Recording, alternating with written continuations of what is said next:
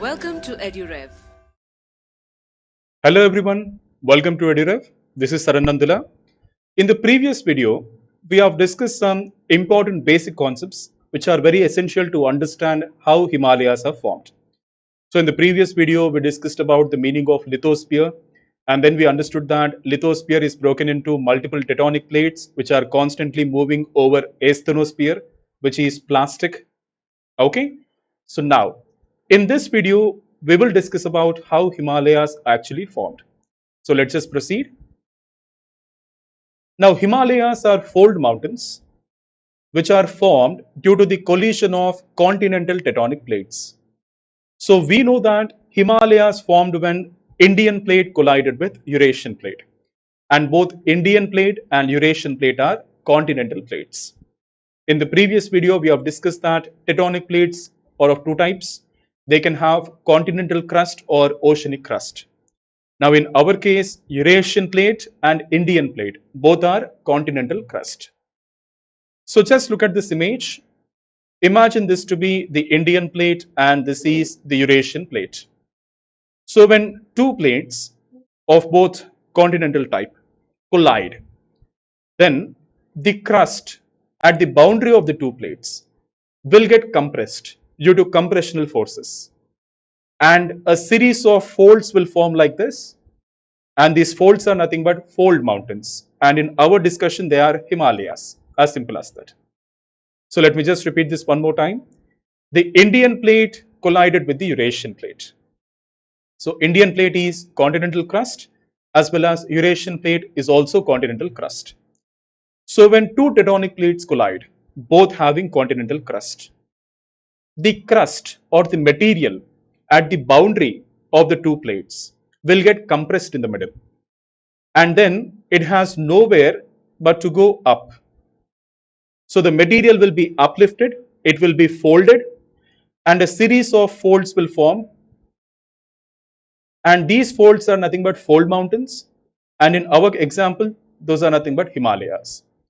So that is how fold mountains actually form. I hope you understood this. Now, fold mountains are formed due to compressive forces caused by collision of two convergent plates. So, what do you mean by convergent plates? If the tectonic plates are coming together, they are convergent plates. And if the tectonic plates are moving apart, they are divergent plates. So, in the previous video, we have discussed that the tectonic plates are in constant motion. So, why tectonic plates move? That we will discuss in detail in geomorphology.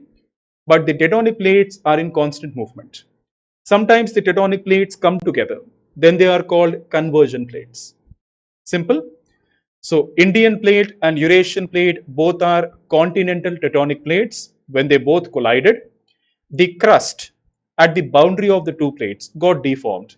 It got uplifted because it has nowhere else to go.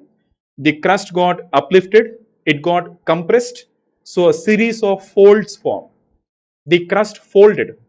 Those folds are nothing but the Himalayan mountains, which are fold mountains. As simple as that. Now, just look at one more image for the sake of clarity. So, two tectonic plates having continental crust are converging here. So, the material at the boundary of the two tectonic plates is getting compressed. Okay. So, a series of folds are forming, which are nothing but fold mountains. That is how the fold mountains form. Clear?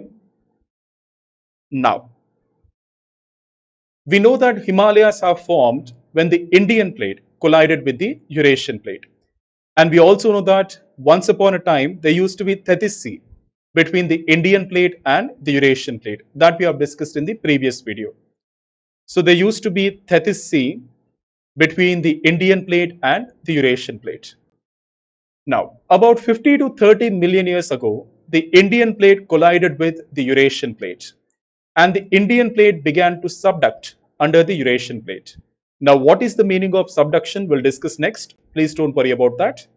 But the important point you have to keep in mind here is about 50 to 30 million years ago, the Indian plate collided with the Eurasian plate.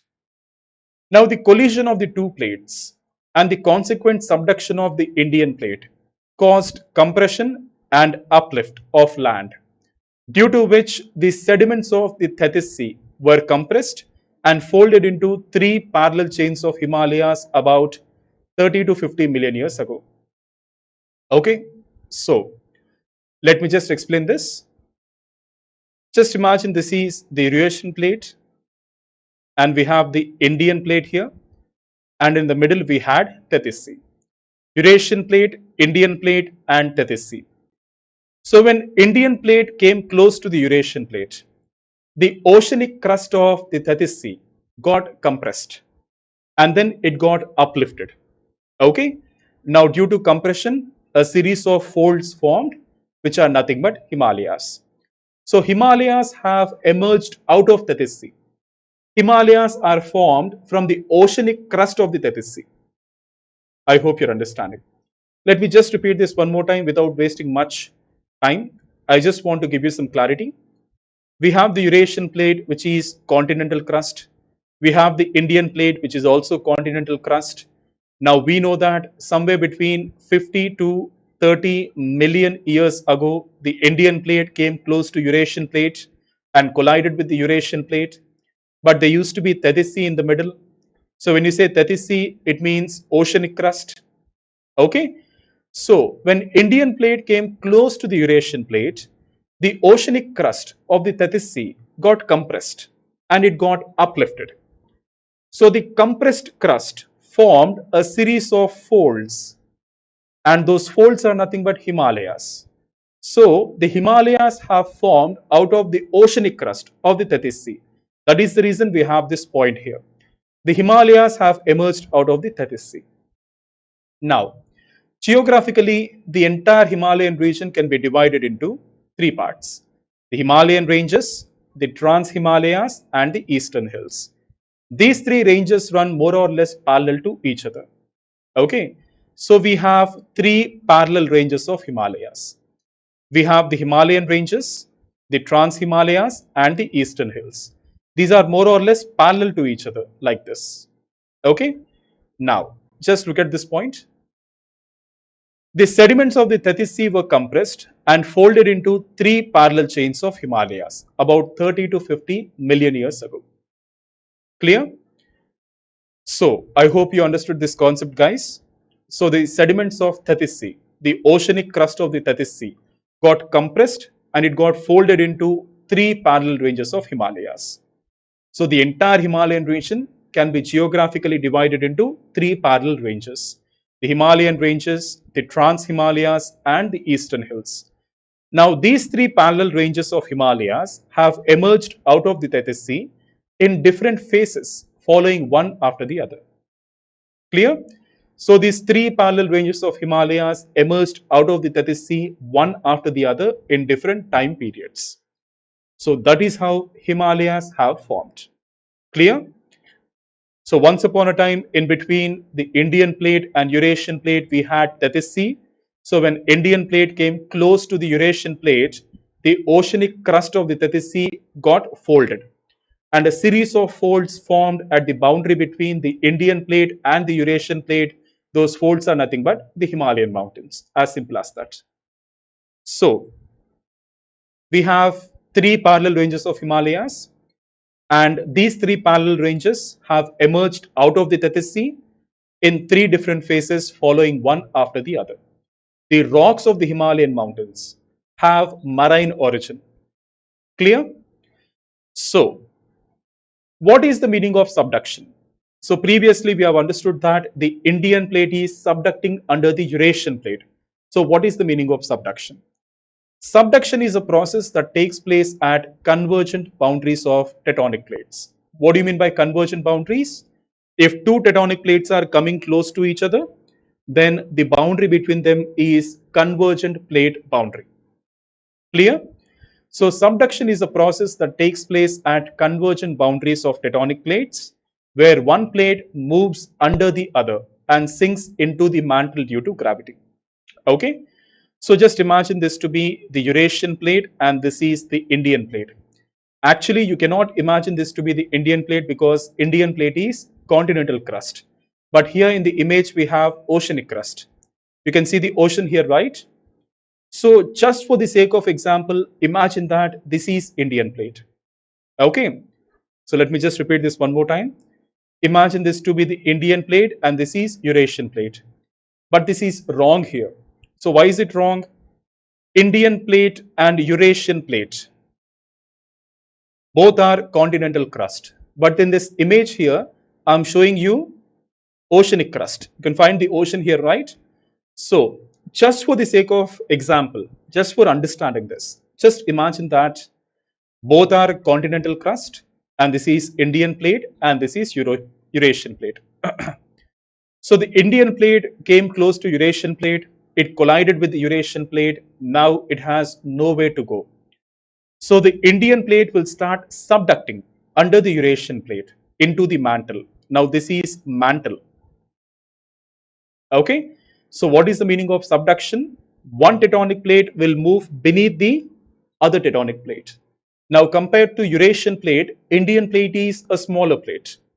Okay, so here Eurasian plate did not subduct, but Indian plate subducted under Eurasian plate. Clear? So due to this subduction also, the material here will be uplifted. So due to uplift and compression, a series of folds will form, and those folds are nothing but fold mountains, and in our discussion they are nothing but Himalayan mountains. So I hope you understood this, guys. Now, the northward movement of Indian plate is still continuing. So the Indian plate is still moving ahead and the Indian plate is still subducting under the Eurasian plate. So please keep this in mind. This is a very, very important, a topic. And this has been asked many times in the exam before. So the Indian plate is still moving into the Eurasian plate and the Indian plate is still subducting under the Eurasian plate. So there are evidences to show that the process of uplift of Himalayas is still ongoing. Okay, and the present rate of uplift of Himalayas is around 5 to 10 millimeters per year.